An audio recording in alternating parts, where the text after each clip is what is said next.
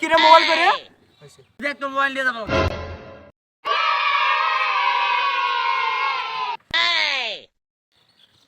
এই মোবাইল কি তুলেছিস?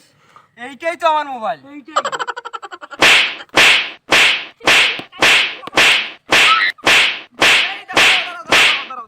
এটা ফেলো ফেলো ফেলো ফেলো। তোমরা কি জানো গণপিটুনি সম্পর্কে আল্লাহ রাসূল কি বলেছেন? এই ছেলে ওঠো। তাহলে তোমরা এবার সবাই শোনো। শরীফ এসেছে যদি কাউকে দেখো যে অন্যায় করে মারা হচ্ছে, অর্থাৎ আইনগত কম্পিটেন্ট কোর্টের আওতার বাইরে কাউকে গণপিটুনি দেওয়া হচ্ছে, হত্যা করা হচ্ছে, আল্লাহ রাসূল সাল্লাল্লাহু আলাইহি ওয়াসাল্লাম বলছেন দ্রুত সেই স্থান পরিত্যাগ করো। তুমি যদি ওটা ঠেকাতে না পারো, হয় ঠেকাও নইলে পালাও। ফাইন্নাল লাআনাতা তানজিলু আলাইহিম। ওইখানে যত মানুষ উপস্থিত আছে, যত মানুষ দেখছে, নীরব আছে, সরব আছে, সবার উপরে আল্লাহর লানত বৃষ্টির মতো পড়ছে। আমরা যদি গণপিটুনির দর্শকও হই, সেক্ষেত্রেও আমাদের উপরে লানত পড়বে। আপনাকে বুঝতে হবে যে আল্লাহর লানত নিয়ে আপনি এই দুনিয়াতে শান্তিতে থাকতে পারবেন না। এটা হলো প্রথম কথা। দ্বিতীয় কথা হলো যে আমরা বলছি সন্দেহ নয়, আপনি নিজে দেখেছেন লোকটা চুরি করছে অথবা ডাকাতি করছে, ব্যভিচার করছে, শিন কাটছে, আপনি লোকটাকে দেখেছেন অন্যায় করছে, তাকেও আঘাত করার অধিকার কারণ নেই।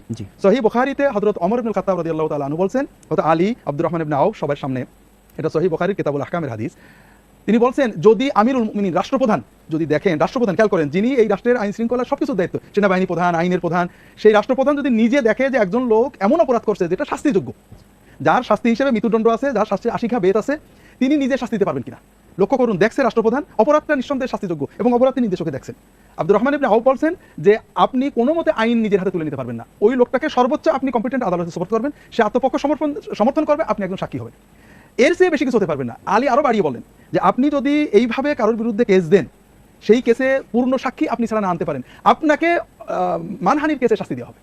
অর্থাৎ রাষ্ট্রপ্রধান একজনকে অপরাধে দেখে তাকে আদালতে সোপর্দ করেছে, কিন্তু তিনি আর সাক্ষী পাননি, একজন সাক্ষী, অথবা যেখানে 4 জন সাক্ষী লাগে ব্যভিচারের অপরাধে, তিনি 3 জন সাক্ষী নিয়ে গেছেন, 4th সাক্ষী নেই, সেক্ষেত্রে রাষ্ট্রপ্রধান সহ ওই 3 জনকে মানহানির জন্য যে শাস্তি হাদুল কাযফ, সেই শাস্তি তাকে দেওয়া হবে। তাহলে যেখানে অপরাধে লিপ্ত ব্যক্তিকেও আইন হাতে তুলে নিয়ে শাস্তি দেওয়ার কোনো অধিকার নেই, সেখানে আমরা সন্দেহের উপরে এটা কিছুই না, আমরা এটা মানে মুমিন হিসেবে বাধা দেওয়া আমাদের জন্য ফরজ। যদি কেউ বাধা দিতে না পারেন, পালিয়ে চলে যান, অন্তত লানত থেকে বেঁচে পড়ুন।